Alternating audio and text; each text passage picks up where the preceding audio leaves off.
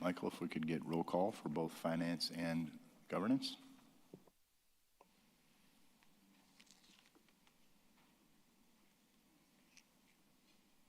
Alderman Bob Bauman. Mr. Grady Crosby. Here. Mark Flaherty. Representative Kaylin Haywood.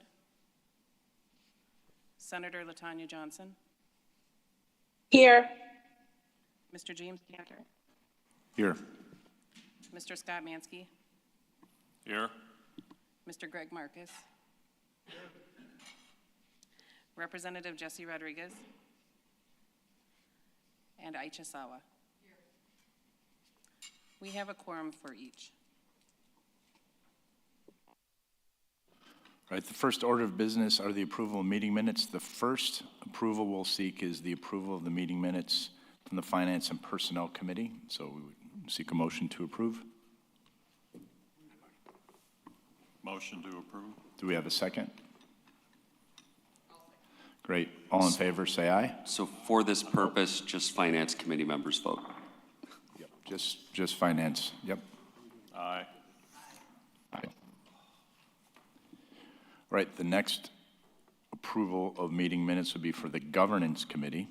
So again, just voting on this would be for Governance Committee members only.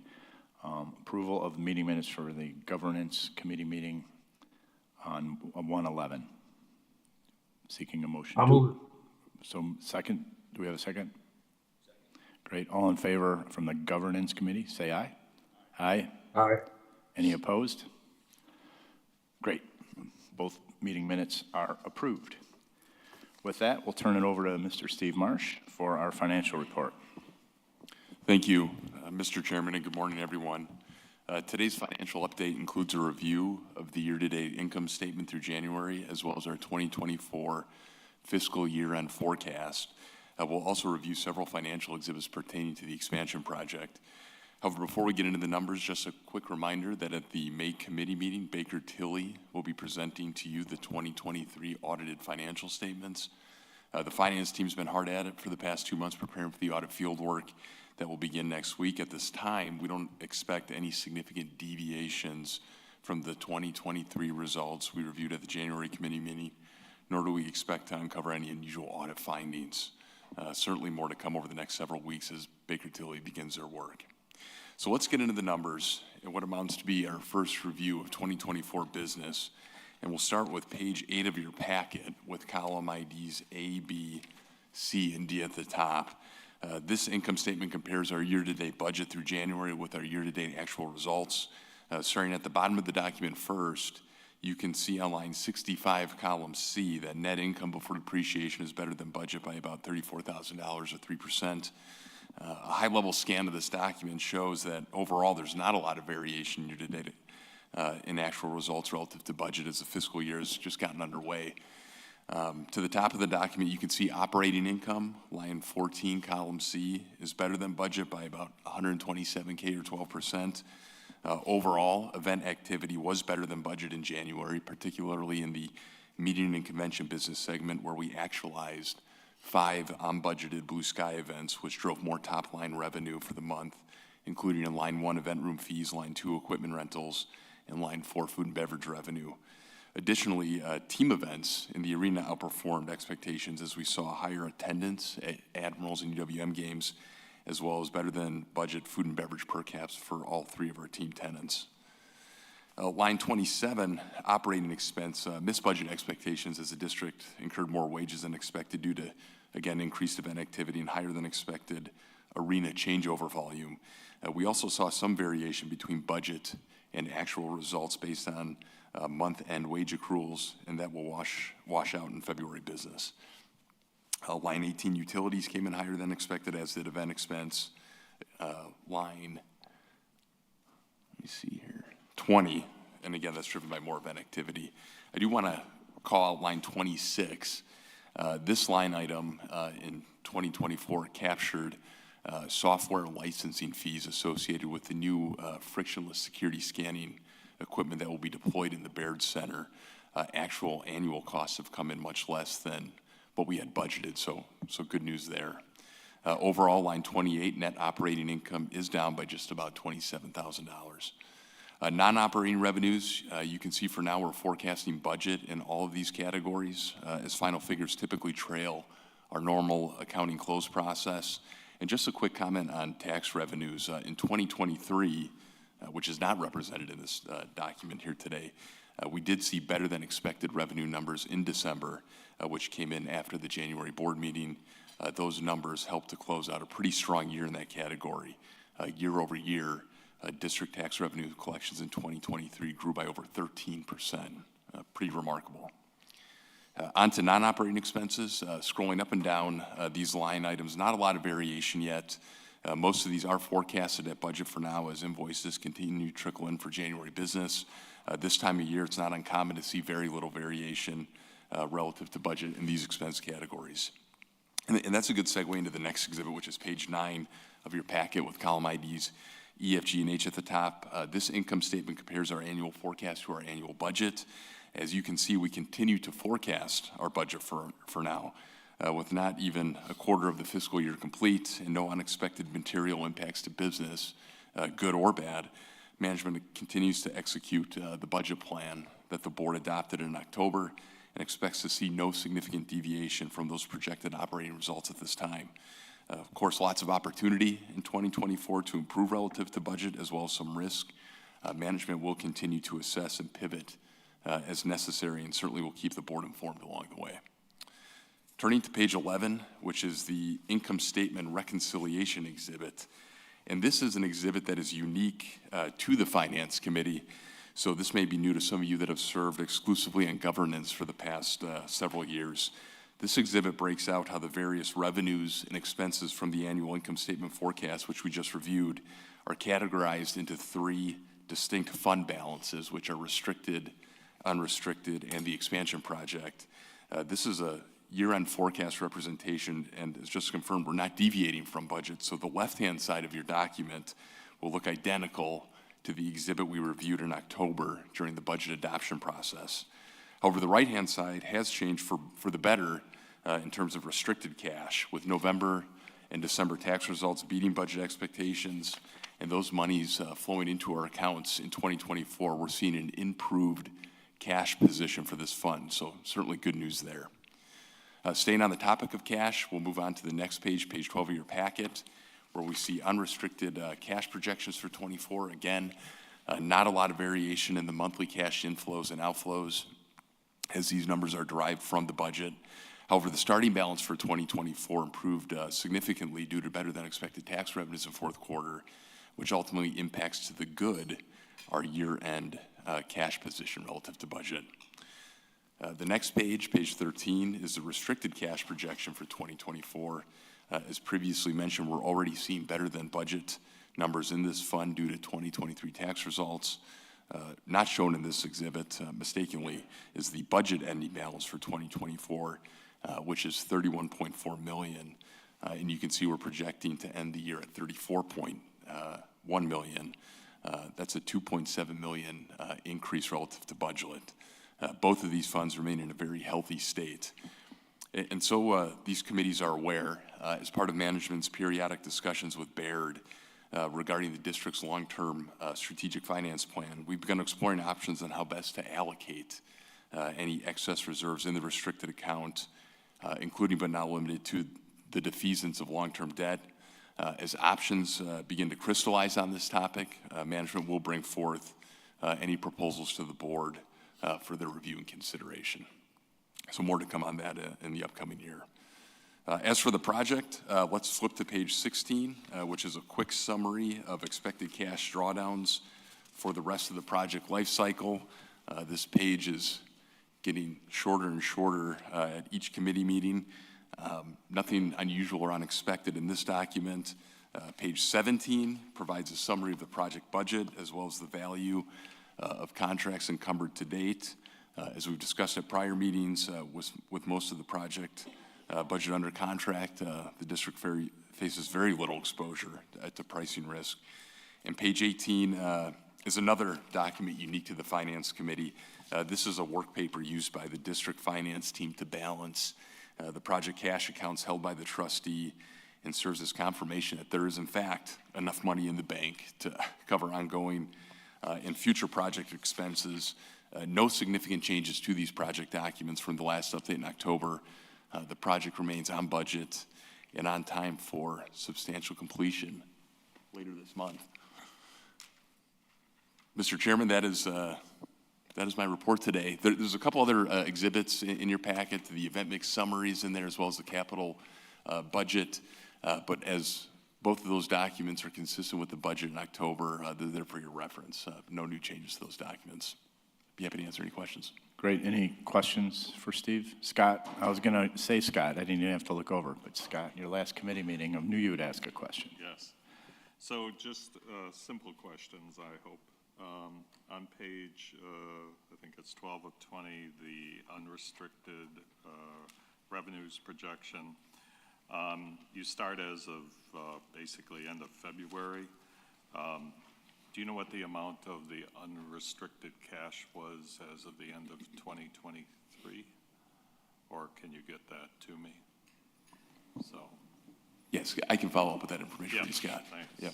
And then the last question is on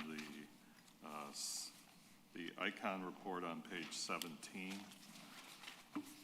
Do you know what date that report is as of? This is pretty recent, Scott. You see that the total drawn down to date, right underneath that is requisition 40. That requisition was just paid out a couple weeks ago. So this information is current as of, I would say, 2 weeks. Okay. Thank you very much. Sure. Any other questions? I have a quick question. Oh, Aisha too. Last committee meeting, she gets asked a question I as know. well. This is a very simple question too, probably. What's the land acquisition on page 17? That land acquisition and site development line? Yeah, land acquisition is probably not applicable to our project in particular. Some of these budget categories are, the descriptions are out of icons. I know, I was wondering if there was an acquisition we weren't No. aware of, that's why. There's certainly some site development, but no land acquisition. That's a good point. We'll adjust that going forward. All right, anybody else? All right, if not, we will turn it over to Marty for the CEO report. Good morning, everyone. Thank you for being here, either virtually or in person. Appreciate it.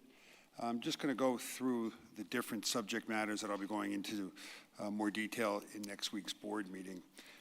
But I would like to start with, you should have received a number of emails from me over the past several weeks regarding activities we've been engaged with up in Madison to extend term limits. You may recall that when the Bucks Arena reached substantial completion is when the WCD board was reconfigured, and for those who were appointed to our board, not by their specific positions, such as Aicha and Scott, where they're named by title that have to be on our board, everyone else has a 6-year term limit. We're coming up on that first 6-year cycle in September, and we had begun discussions in pursuing up in Madison changing the restriction to be 6 years. We were able to get both the Assembly and Senate a week and a half ago to approve that, and it is awaiting the governor's signature, which I've been told should be the early part of the second week of April. So I'll keep you posted on that, but we were pleasantly surprised that we got it approved. We were given very low odds because of other more pressing issues in Madison, but I'm very happy that we're going to be able to keep the continuity of our board for at least another 3 years. So congratulations to all of us for that. As far as things that will be part of the CEO report next week, we have had a number of presentations over the past 4 years, 5 years from Kane Communications, going through to the board the results of the current employee engagement survey. We did engage another employee engagement survey in the fourth quarter of last year. The results are in, and Kimberly Kane will be here next Friday to give an executive summary to the board, what we've uncovered. Fortunately, we continue to go in the right direction, but still have work to do. And then in probably June, if not September, board meeting, Nyla and I will share with the group what we'll be doing, share with the board our action plan in reacting to the findings that you'll learn about next week. Marty, just one quick question for clarity. On the term limit extensions, you will still need to be reappointed, Correct. right? That's not just an automatic. Correct. Each of those of you who are appointed have either a 1, 2, or 3-year appointment by county executive, mayor, common council president. Those still apply. I can get out. We'll get out to the board in next week's board pack just a rundown of all of your respective appointment term limits so that everybody's aware of that. Thank you, Jim. I was made aware after last month's board meeting that there was an issue raised that in closed session about how are we compared to other organizations in regards to salary, hourly wages. So Nyla next week will be presenting to the board an overview to the group. Nyla joined us in June of '22, hit the ground running, and we try and keep you updated, but have been remiss in not sharing with you along the way what we've done proactively to retain, recruit individuals to our organization. So Nyla will be giving us an update on that, an overview for you on that. I'll give you the booking update on meetings and conventions and entertainment events in Miller High Life Theater, Panther Arena, and Baird Center. The grand opening of the Baird Center is still scheduled for May 16th. We'll have a number of different activities celebrating that momentous event throughout the month of May.